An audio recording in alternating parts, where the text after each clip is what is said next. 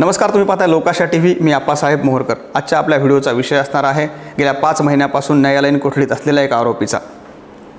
बीडच्या शिरूर तालुक्यातील एक तरुण बीडसह इतर जिल्ह्यामध्ये मजूर पुरवण्याचं काम करायचा। ते ऊसतोड मजूर असतील किंवा रस्त्याच्या कामासाठी लागणारे मजूर असतील। अशाच एका जेसीबी ऑपरेटरला या तरुणानं बुलढाणा तालुक्यातून बीडच्या शिरूर तालुक्यात आणलं आणि त्या ठिकाणी एका व्यक्तीकडे जेसीबी ऑपरेटर म्हणून कामाला लावलं। मात्र काही दिवसानंतर या जेसीबी ऑपरेटरची वर्तणूक चांगली नसल्यानं ज्या तरुणानं या ऑपरेटरला त्या ठिकाणी कामाला लावलं होतं त्यानेच त्या ऑपरेटरला बॅटने जबर मारहाण केली। मारहाणीचा व्हिडिओ एका व्यक्तीनं आपल्या फोनमध्ये रेकॉर्ड केला। काही महिन्यानंतर हा व्हिडिओ सोशल मीडियावर व्हायरल झाला आणि त्यानंतर ज्या तरुणाने त्या व्यक्तीला मारहाण केली आहे त्याच्यावर शिरूर पोलीस ठाण्यात पहिला गुन्हा दाखल झाला आणि त्या तरुणाचं नाव होतं सतीश उर्फ खोक्या भोसले। आता खोक्या भोसलेवर जेव्हा शिरूर पोलीस ठाण्यामध्ये पहिला गुन्हा दाखल झाला तेव्हा सुरेश धसांचं नाव पुढे आलं। त्याचं कारण असं होतं की सतीश भोसले हा सुरेश धसांचा कार्यकर्ता आहे। त्याचे अनेक व्हिडिओ सुरेश धसांसोबत असल्याचं सोशल मीडियावर व्हायरल झालं। सुरेश धस आणि सतीश भोसलेच्या अनेक ऑडिओ क्लिप देखील सोशल मीडियावर व्हायरल झाल्या। त्यामुळे या प्रकरणात सुरेश धसांचं नाव घेतलं जाऊ लागलं। आपल्यावर गुन्हा दाखल झाल्याचं कळताच सतीश भोसले हा फरार झाला।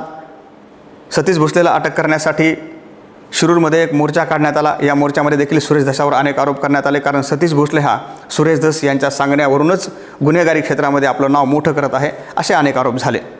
आता सतीश भोसले फरार असताना पोलीस त्याचा शोध घेत होते। जेव्हा पोलीस त्याचा शोध घेत होते तेव्हा शिरूरमधीलच त्याच्या घरावर पोलिसांनी धाड टाकली। शिरूरच्या तहसील परिसरामध्ये जी वन विभागाची जागा आहे त्याच जागेवर अतिक्रमणामध्ये सतीश भोसलेचं घर होतं। त्या घरावर वन विभाग आणि पोलिसांनी संयुक्त कारवाई केली आणि जेव्हा त्याच्या घराची झाडाझडती घेण्यात आली तेव्हा त्या घरामध्ये वन्य प्राण्यांच्या शिकारीसाठी लागणारे जाळे, त्याचबरोबर प्राण्यांचं काही मांस, गांजा आणि काही शिकारीसाठी लागणारी हत्यारं आढळून आली आणि त्यावरून वन विभागाने वन्यजीव संरक्षण कायद्याअंतर्गत सतीश भोसलेवर दुसरा गुन्हा दाखल केला। आता 2 गुन्हे दाखल झाल्यानंतर देखील सतीश भोसले हा फरारच होता। पोलीस त्याचा शोध घेत होते। त्यानंतर सतीश भोसलेवर तिसरा एक गुन्हा दाखल झाला, तो म्हणजे शिरूर परिसरातील एका वस्तीवरील ढाकणे पितापुत्राला मारहाण केल्याचा। कारण शेतीच्या वादातून सतीश भोसले आणि त्याच्या काही सहकाऱ्यांनी ढाकणे पितापुत्राला जबर मारहाण केल्याची तक्रार शिरूर पोलीस ठाण्यात दाखल झाली आणि त्यावरून गुन्हा नोंद झाला। आता सतीश भोसलेला अटक करण्यासाठी पोलिसावर दबाव वाढू लागला। यामध्ये सुरेश धसांचं नाव देखील पुढे येऊ लागलं, कारण सतीश भोसले हा सुरेश धसांचा कार्यकर्ता आहे आणि हे सुरेश धसांनी देखील मान्य केलं।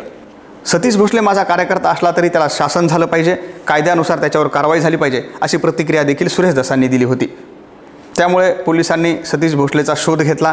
परराज्यातून सतीश भोसलेला अटक करून शिरूरला आणण्यात आलं। शिरूरच्या न्यायालयामध्ये त्याला हजर करण्यात आलं। वेगवेगळ्या प्रकारचे गुन्हे सतीश भोसलेवर दाखल झाले होते। त्याला अटक करण्यासाठी शिरूरमध्ये मोर्चा देखील काढण्यात आला।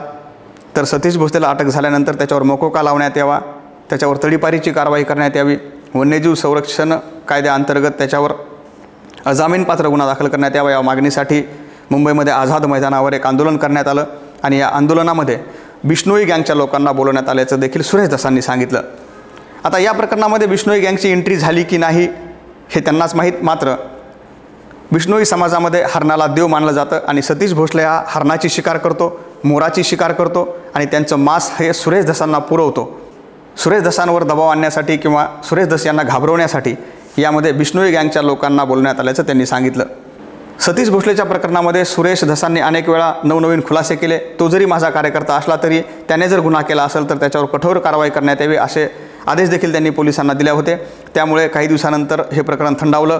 सतीश उर्फ खोक्या भोसले पोलिसांच्या ताब्यात होता, न्यायालयीन कोठडीमध्ये होता आणि जेव्हा त्याला वन्यजीव संरक्षण कायद्याअंतर्गत न्यायालयासमोर हजर करण्यात आलं, त्याच्यावर जे गुन्हे दाखल आहेत या संदर्भात न्यायालयासमोर हजर करण्यात आलं, तेव्हा शिरूरच्या न्यायालयानं वन्यजीव कायद्याअंतर्गत त्याच्यावर जे गुन्हे दाखल करण्यात आलेले आहेत या गुन्ह्यामध्ये जामीन मंजूर केला आहे। मात्र इतर प्रकरणामध्ये सतीश भोसलेवर जे गुन्हे दाखल आहेत ते अद्यापही कोर्टामध्ये प्रलंबित आहेत। त्याचा खटला कोर्टामध्ये सुरू आहे। वन्यजीव संरक्षण कायद्याअंतर्गत जे गुन्हे सतीश उर्फ खोक्या भोसलेवर दाखल होते या गुन्ह्यामध्ये त्याला जामीन जरी मिळाला असला तरी इतर गुन्ह्यामध्ये मात्र पुढे त्याला कोर्टाकडून दिलासा मिळेल का हेच पाहणं महत्त्वाचं ठरणार आहे। हा व्हिडिओ जर तुम्हाला आवडला असेल तर पुढे नक्की शेअर करा आणि आमच्या लोकाशा टीव्हीला लाईक आणि सबस्क्राईब करायला विसरू नका। धन्यवाद।